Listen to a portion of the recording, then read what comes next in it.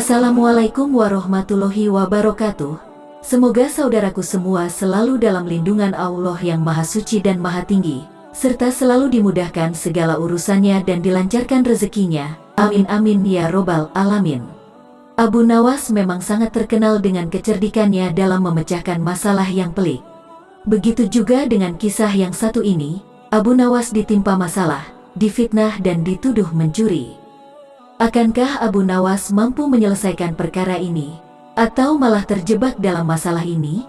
Namun sebelum melanjutkan ceritanya, mari bantu support channel ini dengan cara klik like, subscribe dan aktifkan lonceng notifikasinya bagi kalian yang belum, agar channel ini semakin aktif dalam membuat konten cerita-cerita Islami.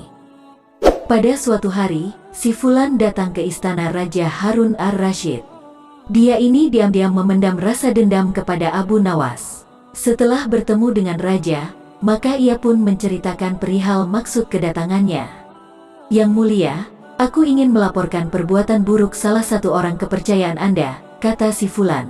Siapakah dia, dan apa yang telah diperbuatnya? Tanya raja. Dia adalah orang kepercayaan Paduka, yaitu Abu Nawas. Dia telah melakukan perbuatan keji, yaitu mencuri kalung emas saya, jawab si Fulan. Raja pun terkejut dan meminta si Fulan menceritakan kronologisnya. Begini yang mulia, sepertinya Abu Nawas sudah lama mengincar kalung emas saya. Awalnya ia ingin membeli kalung tersebut, namun hamba tidak ingin menjualnya, terang si Fulan. Mendengar hasutan orang tersebut, Abu Nawas pun langsung dipanggil ke istana. Sesampainya di istana, raja memerintahkan prajurit untuk memenjarakan Abu Nawas. Tunggu sebentar Paduka, sebenarnya ini ada apa hingga Baginda begitu marah kepada saya, bela Abu Nawas sembari kebingungan. Mendengar ucapan Abu Nawas tersebut, raja langsung murka.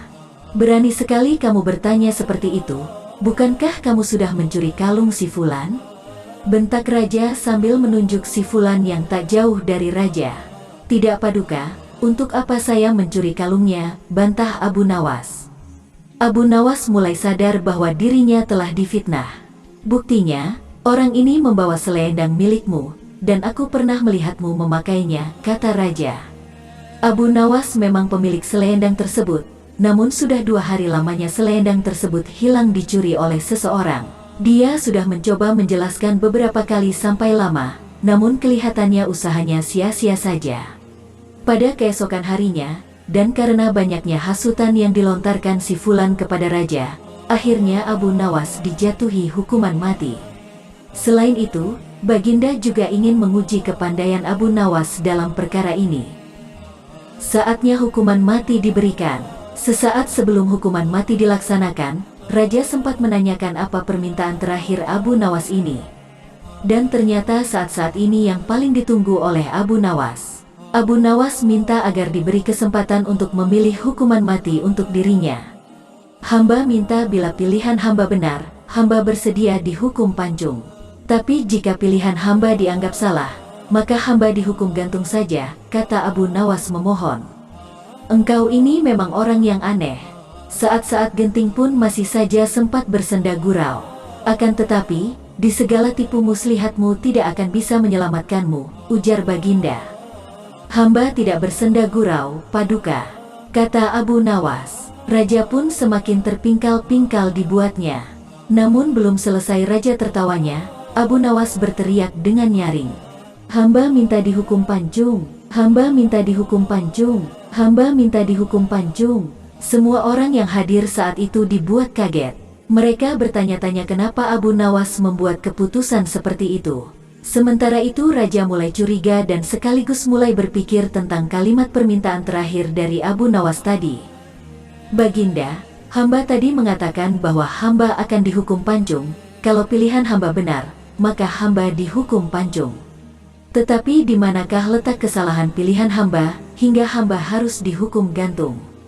Padahal hamba kan memilih dihukum pancung, jelas Abu Nawas. Tak disangka olah kata Abu Nawas membuat raja tercengang dan menyadarinya. Dalam hati, raja mengakui kehebatan Abu Nawas. Dan selanjutnya, masalah tersebut masih diusut lagi. Selang beberapa hari kemudian, ternyata Abu Nawas hanya difitnah saja oleh si Fulan. Wallahu a'lam bishawab. Sekian dulu kisah yang saya sampaikan, semoga bermanfaat. Saya minta maaf kalau ada kata-kata yang salah. Terima kasih yang sudah subscribe channel ini. Wassalamualaikum warahmatullahi wabarakatuh.